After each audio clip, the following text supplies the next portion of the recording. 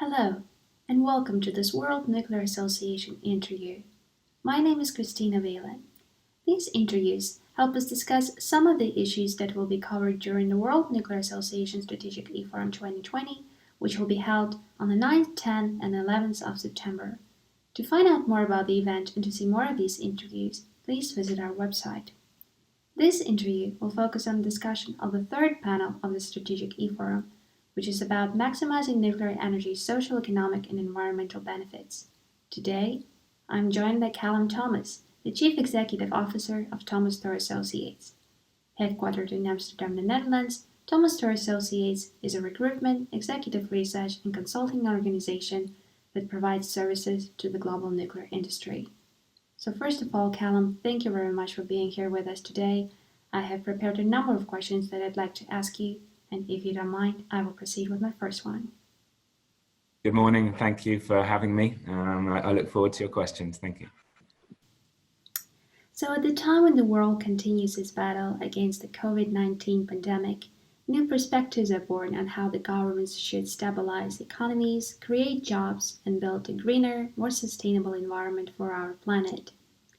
How do you see jobs and economic activity in the nuclear energy industry contributing to the recovery from the COVID-19 pandemic? Yeah.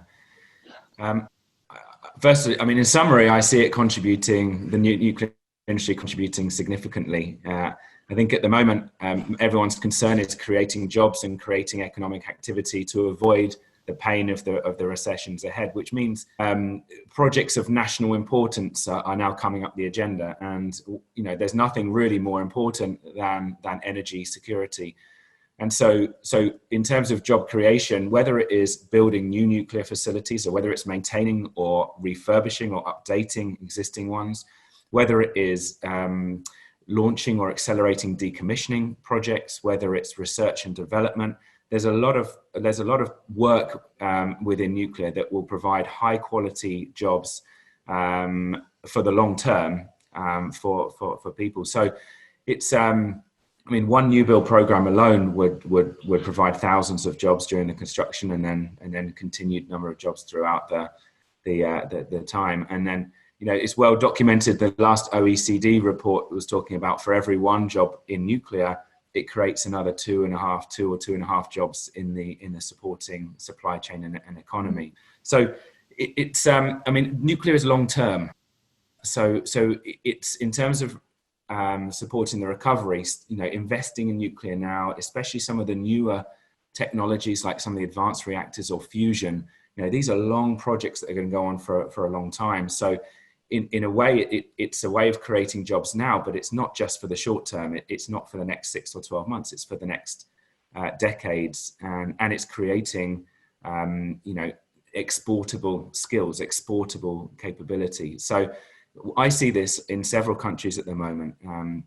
Governments looking to either invest in research and development or building new facilities or decommissioning old ones, and in the process creating really high quality jobs. So we already see it happening, and in our role as a global recruiter and search company in nuclear, it hasn't really slowed down in the pandemic.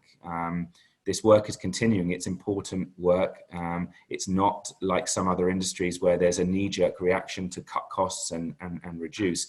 Of course, there have been some disruption like everywhere else, but generally the industry is proving very resilient from an employment point of view and generally during the pandemic. Thank you very much, Callum. So my next question to you is, in your view, how is the perception of employment in the nuclear energy industry changing as concern for the environment increases amongst the world's population? Yeah, it's a very interesting question, because every month we see environmentalists joining the campaign for or the support or the advocacy for nuclear energy. There's one high profile one recently. Zion Lights was one of the leading people within Extinction Rebellion, and is now working for an organization advocating for nuclear. So the perception is changing, and I think in my experience in the last decade of bringing people to work in the nuclear industry from other industries and all around the world. People actually like the nuclear industry.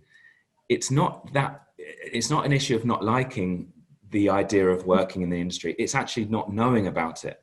The nuclear industry it's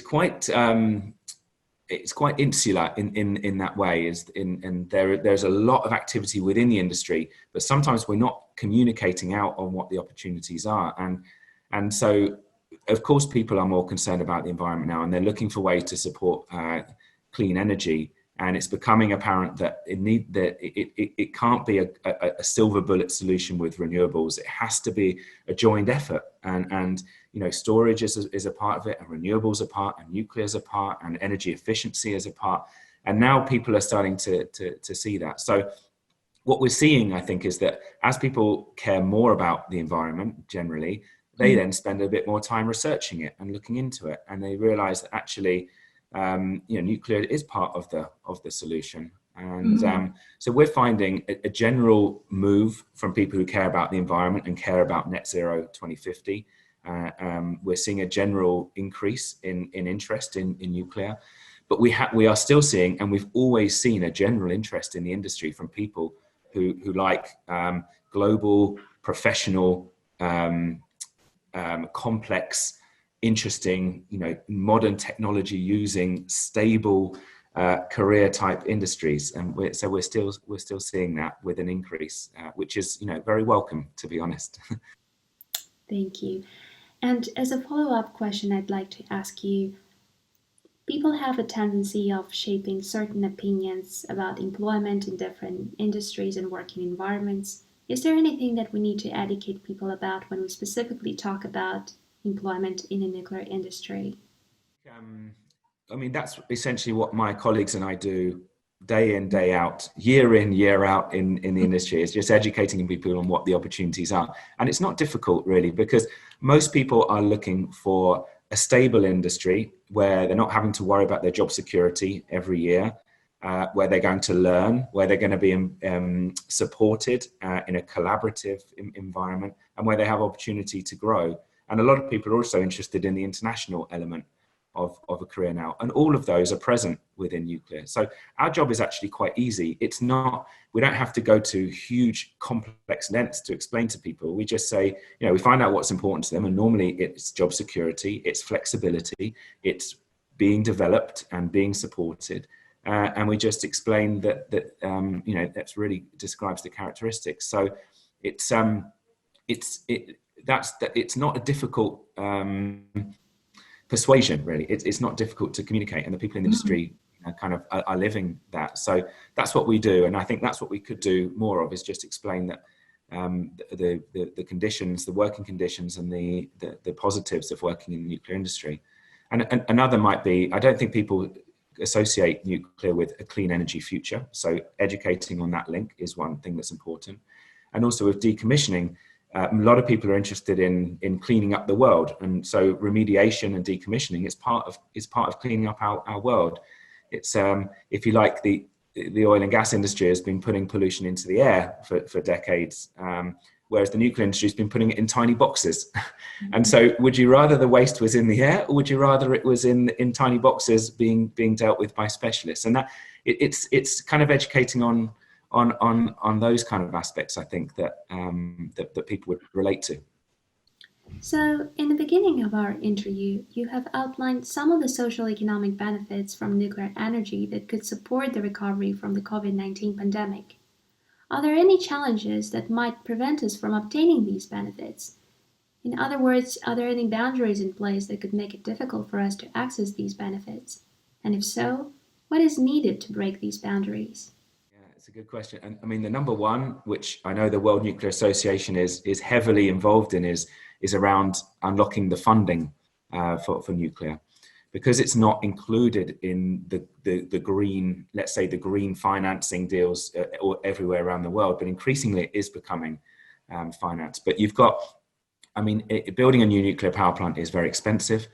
It normally involves state support. It's difficult for companies to do it. So one way to unlock the socioeconomic benefits, the clean energy, the energy security, the job creation, the industry creation, is to fund the industry, and that's probably the number one blocker. But it is changing now. You see pension funds now investing in nuclear, and the biggest nuclear plant in the world, Bruce Power in Canada, is half owned by a pension fund, for example. Not many people know that. So investors are starting to become more aware, and governments are starting to realize that they need to invest in order to get the benefits, just like they invest in renewables, just like they invest in other socioeconomic and economic development. So the funding is one. Another is perhaps the public perception of the industry, and this is one where it's understanding that it's about creating clean energy, and it's about remediation. It's about cleaning up from decades before energy creation and nuclear facilities. So it's kind of aligning the mission of the industry to what people want, which is a healthy, clean world of the future. And it's about funding some of the big, expensive projects to help get them going, just like we do in other industries where projects are expensive and complex. So those are probably the two ways to unlock. Callum, thank you so much for answering my questions. This concludes our interview. As a reminder, please visit our website to learn more about the strategic eForum event, including information on how to register. But for now, I wish you all a great day. Goodbye.